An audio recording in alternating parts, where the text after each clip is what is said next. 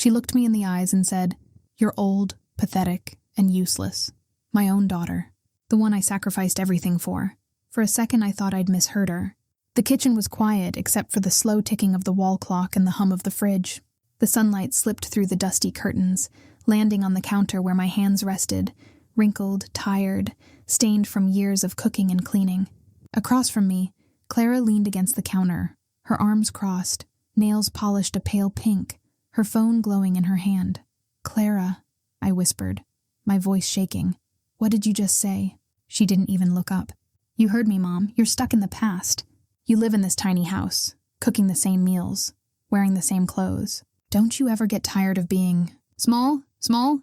I repeated, not because I didn't understand, but because I couldn't believe those words came from her mouth. Ethan, her boyfriend, chuckled from the corner, leaning back in his chair. "Come on, babe," he said lazily. "Don't be too hard on her. She's just old-fashioned. It's not her fault she doesn't get how things work now." I turned to him, my chest tightening. "Ethan, I didn't ask for your opinion." He raised his hands with a smirk. "Just saying, Mrs. Dalton. No offense. No offense. That's what people say right before they twist the knife." I looked back at Clara, the daughter I once held through sleepless nights, the child I worked double shifts to feed, the young woman I watched walk across her college stage with tears of pride in my eyes. "Why are you talking to me like this?" I asked quietly. "What happened to you?" She sighed, exasperated, like I was a burden she couldn't shake. "Nothing happened to me.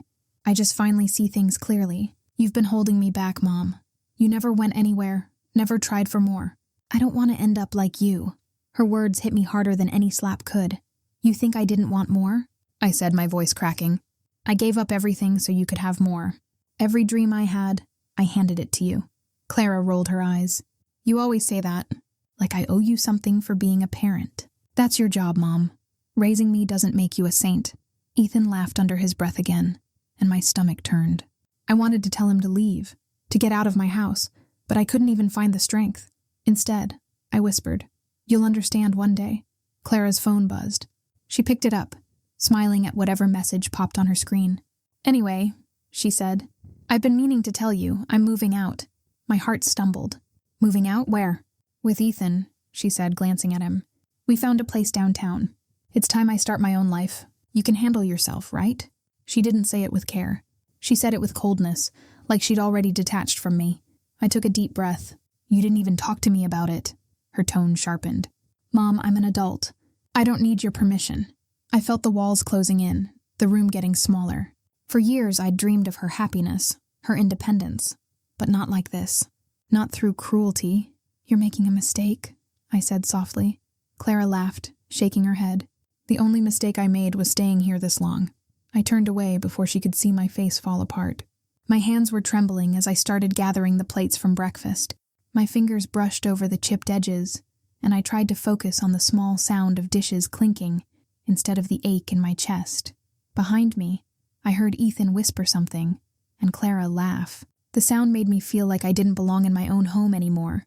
I told myself to stay calm, to not cry in front of them. I'd always been strong. I wasn't about to give her the satisfaction of seeing me break. "I'll be in my room," I said, setting the last dish in the sink. "Dinner's in the fridge if you want it later." "Don't bother," Clara said coolly. "Ethan and I are going out." I nodded without turning back. I didn't want her to see my tears. I didn't want her to see how much her words had hollowed me out. When I reached the doorway, I paused. Her voice dropped to a whisper, soft enough that she probably thought I couldn't hear. "Once we get the house signed," she said, her tone low but sharp, "she'll have nothing." Ethan laughed quietly. "Exactly. Then it's all ours." The blood in my veins turned to ice. I stood frozen behind the wall, holding my breath as their laughter filled the kitchen. My daughter, the child I raised with every ounce of my strength, was planning to take everything from me. I pressed my hand over my mouth, holding back a sob. They thought I didn't hear. They thought I was old. They thought I was pathetic. But they were wrong, because in that moment, I knew something they didn't. I was done being their fool. The next morning, she handed me a document, smiling. Her smile wasn't warm, not like it used to be when she'd bring home her school drawings or surprise me with flowers from the garden. This smile was tight, practiced, like a saleswoman about to close a deal. The kitchen smelled of coffee and toast, sunlight glinting off the polished surface of the table. Clara had dressed neatly, hair brushed smooth, makeup light but flawless. A cup of coffee steamed beside a neat stack of papers she'd placed right in front of my seat. "Morning, Mom," she said brightly. "I have something exciting to show you." I sat down slowly, eyeing the papers. "What's this?" She pushed them toward me. "Just a few things to simplify everything. You know, with bills, property taxes, all that complicated stuff." Her voice was sugar, but her eyes were sharp, too sharp. I picked up the first page. The words blurred for a second before I caught the heading. Transfer of ownership agreement. My name wasn't on the top line. It was on the second, the smaller one. "Clara," I said quietly, "why is my name listed as previous owner?" She gave a little laugh, waving her hand. "Oh, that's just how it's worded legally. It's nothing serious. Ethan and I talked to a friend. He said it'll help with taxes and make things easier once you retire." The word retire stung like a slap. "Clara, I'm not retiring. This is my house." She leaned forward, her voice soft but pressing. "I know, Mom. I'm not taking it away from you. It's still yours in a way. I'll just be managing it, handling the boring parts. You'll still live here?" "Manage it?" I repeated, forcing a calm tone. "You mean own it?" Her jaw tightened. "You're overthinking again. Ethan and I are just trying to help you. You hate dealing with paperwork." Ethan chose that moment to walk in, his shirt crisp, his voice casual. "Good morning, Mrs. Dalton." He bent to pour himself coffee like he owned the place. "Clara told me you'd sign today." "That's great." I looked up sharply. "She told you what?" He smiled, unbothered. "That you'd trust her judgment. We're trying to handle this before the market shifts. You don't want to lose value on the house, right?" My pulse thudded in my ears. I forced a slow breath, keeping my voice steady. "I'll need to read it properly first." Ethan's smile faded a little. "There's not much to read. It's standard procedure." Clara reached over and touched my hand, her voice soft again. "Mom, please don't make this harder than it needs to be." That line hit like a needle to the heart. "Harder?" I asked, pulling my hand back. "What's so hard about understanding what I'm signing away?" She sighed, standing up. "You always think people are trying to hurt you. I'm your daughter, not your enemy." I looked her dead in the eye. "Then you won't mind if I read it tonight in peace." Her lips tightened. Ethan shot her a glance, one I wasn't supposed to notice, but I did. It said, "Don't push too much." I folded the papers slowly, placing them back on the table. "I'll go through them carefully," I said. "You'll get them back tomorrow." Clara smiled again, but this time it faltered around the edges. "Sure, Mom. Whatever makes you comfortable." Ethan muttered something under his breath as they left the room. I caught only the last part. "We don't have time for this." When they were gone, I sat still for a long moment. The coffee had gone cold. I picked up the papers again, reading line by line, my eyes catching small details, phrases like irrevocable transfer and release of ownership. There it was, in plain ink. Once signed, I would have no legal right to the property. A chill crept up my spine. They wanted me out. I walked to the living room window and stared outside. The neighborhood looked the same as always. Quiet, clean, the sound of kids playing in the distance. But suddenly everything felt foreign. Even the walls around me, the house I'd built with my husband before he died, seemed to be slipping away. Later that evening, Clara knocked softly on my door. "Mom?" I turned. She stood in the doorway, a strange mix of guilt and defiance on her face. "Did you read it?" I did. "And?" "I said I'd sign it tomorrow." I lied. Her expression softened, relief flickering. "Good. You'll thank me one day. You'll be happier in a retirement home, honestly. You won't have to worry about maintenance or bills or anything." "Retirement home?" I repeated slowly. "Don't take it the wrong way," she said quickly. "It's not forever, just a safer place for you." I nodded faintly. "You've thought of everything, haven't you?" Ethan's voice drifted from the hallway. "We'll come by early tomorrow, okay?" "Saves everyone time." I smiled thinly. "Of course." They left together, chatting softly. I waited until I heard the front door close, then exhaled the breath I'd been holding. My hands shook as I unfolded the papers once more, careful not to tear them. Then I slipped them into my old printer, scanned each page, and saved them to a hidden folder.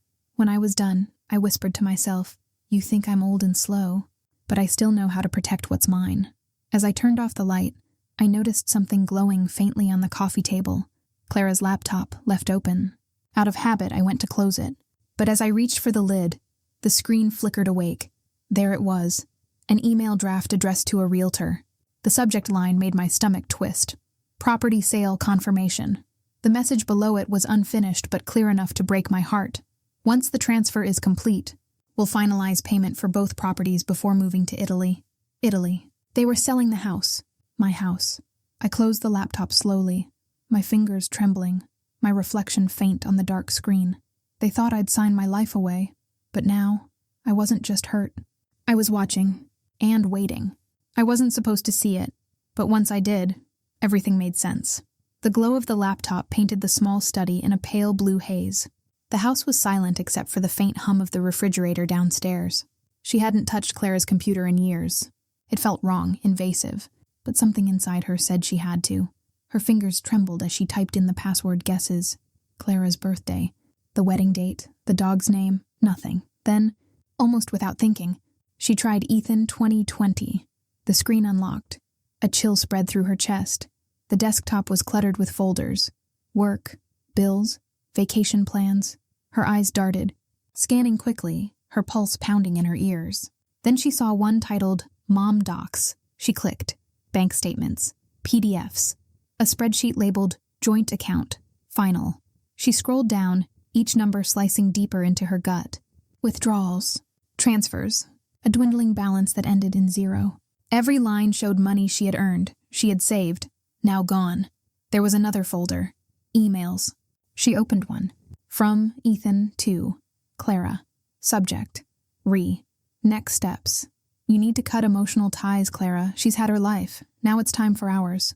Her breath caught. Ethan's words were cold, efficient, like a business transaction.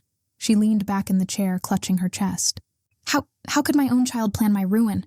The words escaped in a whisper, half prayer, half disbelief. The memory of Clara's smile from that morning flashed through her mind.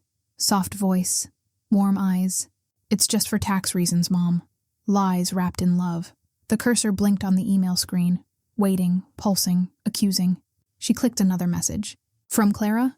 To Ethan. Once the property's in my name, I'll finalize the sale. We'll be free before she even realizes what happened. Her stomach turned. The room seemed smaller now, air thinner. She sat there for a long time, the clock ticking past midnight. Her throat ached, but she couldn't cry. Not yet. When she finally moved, her actions were calm. Too calm.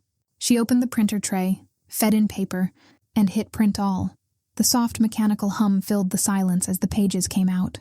One after another, her life reduced to ink and betrayal. She gathered them neatly, slid them into a plastic folder, and carried them to the kitchen. The dim light from the street lamp spilled across the counters, illuminating the old recipe box that once held her mother's handwritten notes. She opened it, tucked the papers inside, and closed the lid.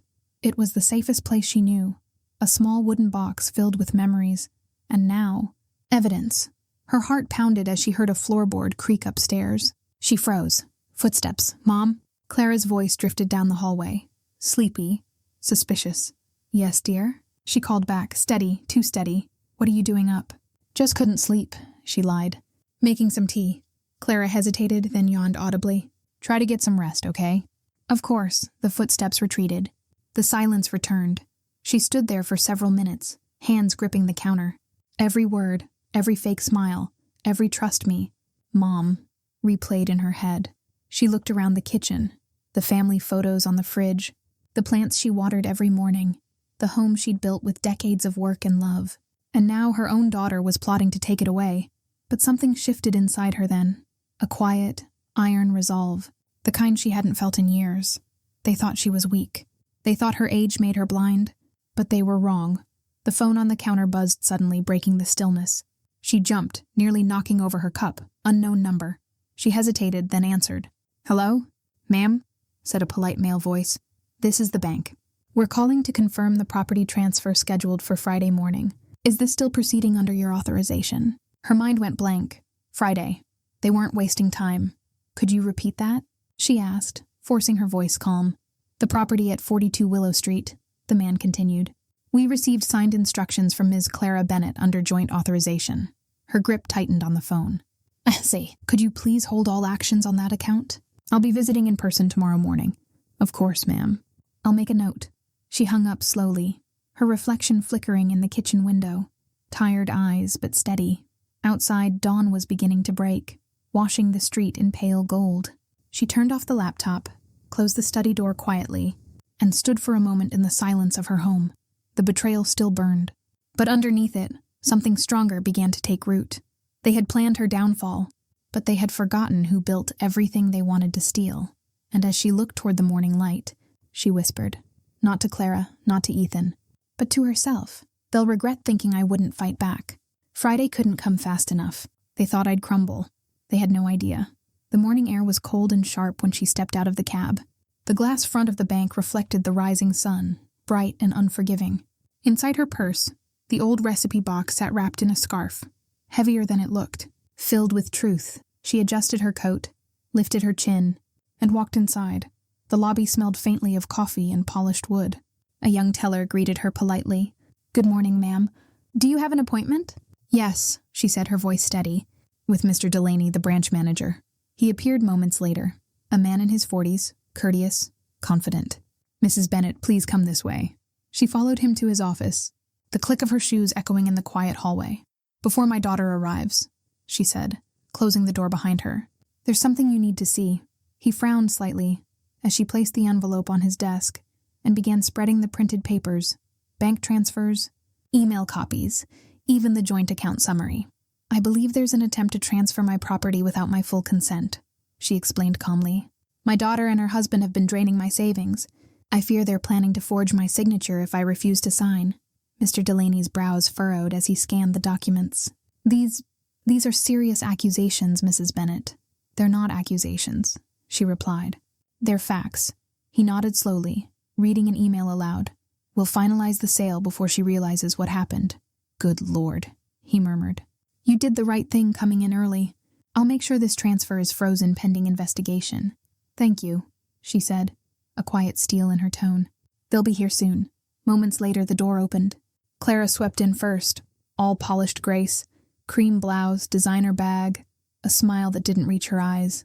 Ethan followed, adjusting his cufflinks, confident as ever. "Mom, we were worried," Clara said sweetly. "You didn't answer my text." "I was busy," she said, folding her hands neatly on the desk. "Shall we sit?" Ethan leaned against the wall, smirking. "We just want to make this simple, Mrs. Bennett. It's a straightforward process. Sign the authorization and the funds will be handled safely." Mr. Delaney cleared his throat. "Actually, Mr. Hartley, there's been a change. Before any documents are signed, we need to verify some irregularities." Clara's face tightened. "Irregularities? What do you mean?" The manager looked directly at them. "Several transactions were made under joint authorization, and we have evidence suggesting signatures were duplicated electronically." Ethan's tone hardened. "That's absurd." "She's confused. She doesn't understand finances." The mother turned her gaze on him, calm and cutting. "I understand betrayal well enough." A flicker of surprise crossed his face, but she didn't stop. "I may be old, Ethan, but I'm not blind. I saw the emails. I saw how you called me an obstacle." She glanced at Clara, who had gone pale. "And you, dear? You planned to sell the house your father built and put me in a retirement home." "Mom," Clara started, her voice shaking. "You don't understand." "No," she interrupted softly. "I understand perfectly." Mr. Delaney pressed a button on his desk discreetly. "Security will be here shortly," he said, almost apologetically. Ethan's composure cracked. "You can't be serious." "This is a family matter." "Fraud isn't a family matter," the manager replied. "It's a legal one." Two security officers appeared at the door, firm but polite. Clara stood frozen, tears glistening at the corners of her eyes. "Mom, please," she whispered. "Don't do this. Please don't ruin my life." Her mother looked at her, the daughter she once cradled, the little girl who used to run to her for comfort. The pain in her chest was real, but beneath it was clarity. "You ruined it yourself, Clara," she said quietly. "The day you chose greed over love." Ethan started to protest, but the guard stepped closer. Mr. Delaney nodded toward the hallway. "We'll be taking statements separately." As they were escorted out, Clara turned back one last time, her confident facade shattered, her voice small. "Mom, I didn't mean for it to go this far." The older woman said nothing. She simply reached for the folder, closed it, and slid it back into her purse. When the door shut, silence filled the office. Mr. Delaney exhaled. "You handled that remarkably well." She gave a faint smile. "I've spent my whole life handling things, Mr. Delaney. This is just another kind." He offered his hand. "We'll make sure you're protected. Your accounts, your property, and everything will be secured." "Thank you," she said, shaking his hand firmly. As she walked out of the office, the sunlight streaming through the tall glass windows caught her face. Calm now, almost serene, Each step down the marble stairs felt lighter than the last. For the first time in months, she could breathe again. But as she reached the door, she caught sight of Clara outside, arguing quietly with Ethan. His jaw was tight, his words harsh. Clara's shoulders were trembling. Their eyes met through the glass. Clara's lips formed the words, "I'm sorry." For a moment, her mother's heart softened. Then she looked away and walked on. Outside, the wind lifted the edges of her scarf, cool against her face. She took one last look at the bank behind her, the place where her life nearly disappeared, and where she reclaimed it. The cab pulled up. She climbed in, closed the door, and as the city rolled by, she whispered to herself, almost like a vow, "They wanted to take everything. Now they'll learn what it means to lose." She finally called me Mom again, but only when she needed saving. The flashing lights from the police cars painted the bank's glass doors in streaks of red and blue. A small crowd had gathered, reporters, curious strangers, a few employees whispering at the edges. The air buzzed with murmurs and shame. Clara stood near the steps, mascara streaking down her cheeks, hands trembling as officers spoke quietly with her. Ethan was already in handcuffs, head down but eyes burning with defiance. His expensive suit looked suddenly cheap under the harsh daylight. "Mrs. Bennett," an officer said, approaching carefully. "We'll need a statement confirming the evidence you provided." She nodded, her voice low. Of course. As she spoke with the officer, she could feel Clara's gaze on her, desperate, broken. When the officer walked away, Clara ran toward her, almost stumbling. "Mom, please," she cried, gripping her mother's hands. "You have to tell them I didn't know. I didn't know he was going to—" "Stop." Her mother's voice was calm, cold. "You didn't know? You planned it with him, Clara." Clara shook her head violently, tears splattering the pavement. "No, I swear, he told me it was just paperwork.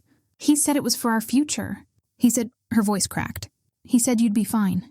The older woman looked at her, the same face she once kissed goodnight, now twisted with regret. "He said what you wanted to hear," she murmured.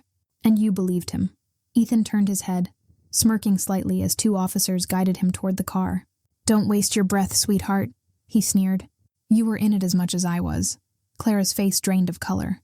"You what?" He laughed, cruel and effortless. "You think I was going to start a new life with you? You were just convenient." He leaned closer as the officer pushed him toward the door. "My fiancé's waiting in L.A. You were just the warm-up act." Clara stumbled back, her knees almost giving way. No, that's not true," she whispered, but the truth was written across his smirk. The mother stepped forward slowly. "It's over," she said to Ethan, her voice steady. "You can lie all you want, but I've already won." Ethan's smirk faded as the car door slammed shut. Then came the silence. That awful, heavy silence after chaos. Clara dropped to the curb, clutching her chest, her sobs raw and shaking. "Mom, I didn't mean it. I didn't mean any of it," she cried. "Please, I was stupid. I was angry. I thought you were holding me back. He said I deserved more." The words tore through the older woman's heart, but she stood still. "You called me pathetic, remember?" Clara looked up, face wet and desperate. "I didn't mean it." "Yes, you did," she said softly. "And that's what hurts the most. You meant every word." The crowd around them had begun to thin. Only a few reporters lingered, whispering, cameras half raised. But the mother didn't care. Her world had already shattered. The rest was just noise. "Mom, please," Clara begged again. "I'll fix it. I'll do anything. Just don't press charges. Please." For a long moment she said nothing. The wind tugged gently at her hair, carrying the echo of her daughter's sobs through the street. Finally she spoke. "You think mercy will undo what you did?" Clara shook her head miserably. "No, but I can try to make it right." Her mother looked at the police car where Ethan sat, head down, cuffed hands resting on his knees. "He'll face justice," she said quietly. "That's where mercy ends today." She turned to Clara, her voice gentler but firm. "You need to face yourself." Clara reached out, but the mother stepped back. "No," she whispered. "Not yet. Not today." Tears streamed freely down Clara's face as the last patrol car drove away. The officers gave a respectful nod before leaving the two of them alone on the steps. Clara sank down, burying her face in her hands. Her shoulders shook with each broken sob. "I don't deserve forgiveness," she whispered. "Not from you, not from anyone." Her mother watched her for a moment, torn between fury and heartbreak. "You're right," she said finally, voice low, trembling but resolute. "You don't." She turned and began walking away, her footsteps echoing against the concrete. The reporters' cameras followed her for a moment, but she didn't look back. Behind her, Clara's voice cracked in the cold morning air. "Mom, please. Don't leave me alone!" But the older woman kept walking, every step heavy with pain and purpose. At the corner, she paused, eyes closed for a moment, the weight of years pressing down on her chest. She called me Mom again, she thought bitterly, but only because she needed saving. Behind her, Clara's voice faltered into silence, and when the mother turned back, her daughter was on her knees, trembling, whispering through her tears, "I don't deserve forgiveness." For weeks, the house was too quiet, but peace felt like victory. The ticking of the old wall clock became the only voice in the house. Mornings came slowly now, sunlight filtering through half-drawn curtains, landing on the empty chair across the kitchen table, the chair that once belonged to Clara. Some days, the silence hurt more than the betrayal ever had. Other days, it felt like freedom. She walked through each room carefully, touching the furniture, the frames, the fading photographs that now left faint squares on the wallpaper. Half of Clara's things were gone. Her perfume lingered faintly in the hall, the scent turning bittersweet with every passing day. In the evenings, she would sit on the porch with a cup of tea, listening to the neighborhood children laugh. It reminded her of when Clara was little, those afternoons filled with scraped knees, lemonade, and the sound of innocence. That memory used to warm her. Now it just ached. She was rebuilding her life, one quiet choice at a time. But the letters began arriving by the second week. Thick envelopes with official seals. The return address read Law Office of Martin and Green. The first one was polite. "Our client, Mr. Ethan Crawford, wishes to express remorse and request your consideration in dropping the pending fraud charges." She didn't finish reading it. She folded the paper neatly, slid it back into the envelope, and tucked it under the stack of unpaid bills. By the third letter, her patience thinned. "Remorse?" she muttered under her breath. "He's sorry he got caught." Still, the letters kept coming, each one a different variation of apology written by someone paid to sound sincere. She never replied. Instead, she poured her energy elsewhere. The local shelter was looking for volunteers, and she signed up. She spent mornings sorting donations, afternoons helping elderly neighbors with groceries, small things that reminded her she could still give without being taken from. One day, as she handed out soup to a tired woman at the shelter, she caught her own reflection in the window, softer, steadier, older but no longer defeated. "Forgiveness isn't weakness," she whispered to herself, watching her reflection. "It's choosing peace on my terms." Still, at night, guilt crept in quietly, the kind of guilt only a mother could feel, wondering if she'd failed her daughter long before the betrayal began. She'd stare at her phone sometimes, half expecting a message, half hoping there wouldn't be one. Then one evening, the phone finally rang. The name on the screen made her heart stutter. "Clara." She hesitated before answering. "Hello?" A pause. Then a voice, fragile, uncertain. "Mom?" Her breath caught. "Yes, Clara. I wasn't sure you'd pick up," Clara said softly. There was background noise, maybe a waiting room, muffled voices. "I'm in therapy now." "The court. They made me, but I've been going even after. It's helping." The older woman didn't speak. Clara continued, her voice trembling. "I know I don't deserve another chance, but I need to tell you something. I'm sorry. Not for the charges, not for getting caught. For what I said. For making you feel worthless." The silence stretched between them, heavy and raw. Her mother finally exhaled. "It wasn't just words, Clara. You meant them." "I know." Her daughter's voice broke. "And that's what keeps me up every night." There was another pause, the kind that holds both pain and longing. "Can I visit?" Clara asked finally, almost in a whisper. "Just once. To see you. To say it face to face." She closed her eyes, leaning back in the chair. The scent of old coffee drifted from the kitchen. Outside, the streetlight flickered on, filling the room with a dim orange glow. Every instinct told her to say no, to protect the peace she had fought so hard for. But beneath the anger and scars, there was still something else. A mother's heart, bruised but alive. "I'll think about it," she said softly. "Please," Clara whispered. Just one last time. The line went quiet. She didn't hang up right away. She just listened to the faint sound of Clara breathing, the same rhythm she'd once listened to when her daughter was a sleeping child. Then the call ended. For a long while she sat still, letting the quiet wrap around her again. It no longer felt like emptiness. It felt like space. Space to decide. Space to heal. She stood, walked to the living room, and picked up the photo from the mantel, the one of them at Clara's graduation. Both smiling, both proud. Her fingers brushed over the glass. "Maybe peace isn't silence after all," she murmured. Maybe it's knowing when to open the door again. She placed the photo back down carefully, then turned off the lights. In the darkness, the house didn't feel lonely anymore. It felt waiting. The next morning, she sat at the kitchen table, pen in hand, staring at a note she'd written on a scrap of paper. 2 words, "Come home." She folded it slowly, slipped it into an envelope, and whispered, "Just one last time." I almost didn't recognize her. Softer eyes, trembling hands. For months, I had imagined this moment 100 different ways. Sometimes I thought I'd slam the door. Other times I thought I'd fall into her arms. But when Clara finally stood there, a fragile silhouette on my porch, all I could do was stare. The same kitchen that once carried the echo of our fights now smelled faintly of jasmine tea and fresh lilies. The sunlight cut across the floor like a clean slate, glinting off the polished counter where I had once slammed my hands in rage. The ghosts had been scrubbed away, mostly. Clara stepped inside cautiously, her gaze traveling over every surface as if measuring the distance between who she was and what she left behind. Her fingers brushed the back of the chair she used to claim. "You redecorated," she said softly. "I had to," I replied, pouring tea into 2 chipped cups. Too many stains that wouldn't come out. She sat down. For a moment, the only sound was the clinking of porcelain and the low hum of the refrigerator. It was almost peaceful. Almost. Clara looked thinner, her posture no longer proud but weighed down, like someone who had finally stopped pretending. "I didn't come for forgiveness," she began. "I know I don't deserve that." "Good," I said. "Then we can skip the performance." Her lips quivered, but she didn't argue. I needed to tell you the truth." I nodded, though my heart thudded heavily. "Go on." She drew a shaky breath. "When I called you pathetic, when I said you'd never understand me, I wasn't angry at you. I was terrified of turning into you." The words hung in the air, sharp and raw. "Because being like me means what exactly?" I asked, keeping my voice steady. "Being small," she whispered. "Poor. Invisible.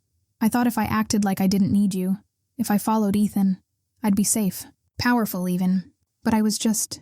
Her voice cracked. "I was just afraid." I felt the ache rise in my chest, but I didn't reach for her. "Not yet. And now? Now I see how wrong I was. You survived everything.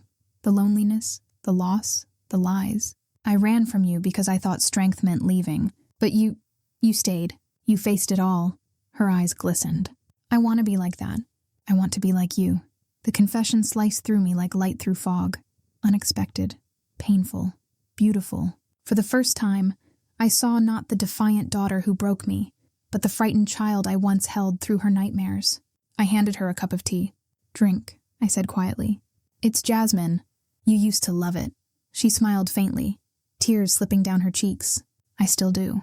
We sat in silence, letting the warmth of the tea fill the spaces words couldn't. She spoke again after a while, voice trembling.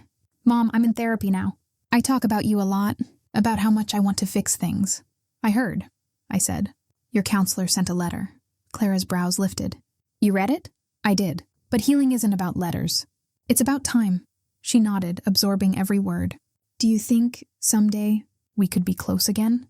I hesitated. The truth was, I didn't know. Some wounds heal into scars that never fade. "I think someday," I said softly, "we might sit here again and not feel the weight of what happened. That's enough for now." She took a deep breath, then reached across the table, fingers hovering uncertainly. "I'm sorry," she whispered. I didn't take her hand, but I didn't pull away either. "I know, and that's your real punishment, knowing." Her eyes closed, tears falling freely now. She nodded, accepting it.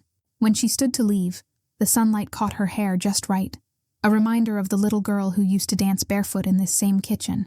She turned at the door. "You really are strong, Mom." "Strong doesn't mean unbreakable," I replied. "It means I learned to rebuild." Clara smiled faintly. "Then maybe I can too." "Maybe," I said. "But rebuilding means not running next time." She nodded once and stepped outside. The screen door creaked, then shut behind her with a sound that felt final, but not hopeless. I stood at the window, watching her walk down the path. That's when I noticed the "for sale" sign across the street, fluttering in the wind. For a heartbeat, I thought it was mine. The same sign I had almost planted months ago when I wanted to run from this house, this pain, this story. But it wasn't. It was my neighbor's house. Mine stood firm, sunlight warming the paint, curtains gently swaying in the breeze. Clara glanced back once before getting into her car, her hand brushing her cheek as if wiping away the last trace of her old self. And as she drove off, I whispered to the empty kitchen, "Goodbye, my girl. Come back when you're ready, not to apologize, but to live. Outside, the for sale sign tilted in the wind, a symbol not of leaving, but of what was finally over. And for the first time in years, the silence didn't hurt. It felt like peace. I'm not old. I'm not pathetic. I'm finally free. The sunlight poured through the tall windows of the community center, catching the floating dust like bits of gold. The sound of laughter filled the room. Women stirring pots, sharing recipes, stories, and soft giggles that felt like music. I stood at the front, a wooden spoon in hand, the smell of simmering curry wrapping around me like comfort. Once I would have been nervous, worried if anyone would listen, or if I even had anything worth saying. Now I simply smiled and said, "Add love before salt. It always tastes better that way." They laughed, not out of politeness, but out of kinship. My little business, Heart and Hearth, had started small. A few cooking classes for single mothers trying to stretch a meal, then a community kitchen where we shared not just food, but courage. What began as survival had turned into something beautiful. Every week, new faces appeared. Women with tired eyes, some hiding bruises, not always visible ones. I saw versions of myself in all of them. Broken once, scared once, but still here. Still trying. A younger volunteer, Lena, waved me over. "You should see the sign-up sheet. You're booked for 2 more classes this month." "Really?" I smiled, genuinely surprised. "Guess people finally realized I make a mean stew." She grinned. "No, they come because of you, not the stew." That made me laugh, a sound I hadn't recognized in years. After class, as everyone packed up their containers and wiped the counters, I stood by the window. Outside, the world looked the same. Buses rumbling past, kids chasing each other. But I was different. I thought of the woman I used to be, crying in silence, waiting for someone else to fix what was broken. That woman no longer existed. Now I fixed things myself. I closed the community kitchen for the day, stacking pans and wiping the last bit of flour from my apron. My hands smelled of garlic and rosemary, small reminders of the life I built from scratch. As I walked home, I passed the bakery where Clara and I once bought birthday cakes. It was still there, same painted sign, same smell of sugar and nostalgia. I didn't go in. Some memories are better left behind glass. When I reached home, I paused by the mailbox. Bills, flyers, and, at the very bottom, a single white envelope with familiar handwriting. I froze. Clara. I carried it inside, setting it gently on the kitchen table. The same kitchen that had witnessed everything. Love, betrayal, silence, and now peace. Before opening it, I made myself a cup of tea, the way I always did when something mattered. The paper trembled slightly as I unfolded it. "Mom, I've been following your work online. The classes, the smiles, the stories. You're changing lives, including mine. I'm proud of you, Mom. I don't know if I deserve to be part of your new life, but I hope someday, when you're ready, I can visit again. Not as the daughter who hurt you, but as the woman you helped me become. With love, Clara." The words blurred as tears filled my eyes. But they weren't heavy tears, not of grief, not of regret. They were light, cleansing, like rain after a long drought. I folded the letter carefully and set it beside the teacup. Then I opened my laptop. On the screen, an old account stared back, the one I had used for years to sell things online, pay bills, and check messages from a life that no longer fit me. With one deep breath, I closed it, then I opened a new one. A clean slate. As the screen blinked to life, I typed my new business name, my new email, my new beginning. It felt symbolic. Not just a digital restart, but a spiritual one. In the corner of the room, the afternoon light shifted, painting the walls a soft gold. For once, I didn't feel like time was slipping away. I felt it expanding, giving me room to grow. My phone buzzed, a message from Lena. "The local paper wants to feature you in their Women of Strength column. Can I give them your number?" I smiled. "Yes, please." Then I whispered to myself, "Age doesn't make you weak. Betrayal doesn't define you. What you do next, that's what tells your story." That night, I cooked dinner for one. Not because I was alone, but because I enjoyed my own company. I lit a candle, poured myself a glass of wine, and toasted to the woman I had become. The house no longer echoed with silence. It hummed softly, with the refrigerator's buzz, the kettle's sigh, and the steady heartbeat of peace. I walked to the window, the city lights twinkling outside. Somewhere out there, Clara was building her own life, maybe burning a few meals, maybe smiling through the smoke. I smiled too, not because everything was perfect, but because it was real. And in that moment, I knew this was my second life. Not a continuation, but a rebirth. The letter on the table fluttered in the breeze from the open window. I reached over, placed a smooth stone on top of it, and whispered, "Thank you, my girl." The night wrapped around me like a soft blanket, and for the first time, the future didn't scare me. It called to me, bright, open, and waiting. If this story touched your heart, don't forget to subscribe for more real stories of strength, betrayal, and redemption. Your support helps bring more voices and more healing to life.